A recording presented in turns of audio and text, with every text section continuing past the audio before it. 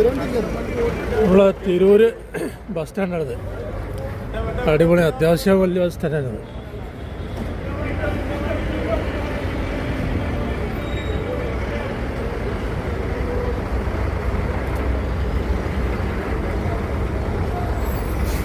എല്ലാ സ്ഥലത്തേക്കും ബസ് ഇവിടെ ഉണ്ട്.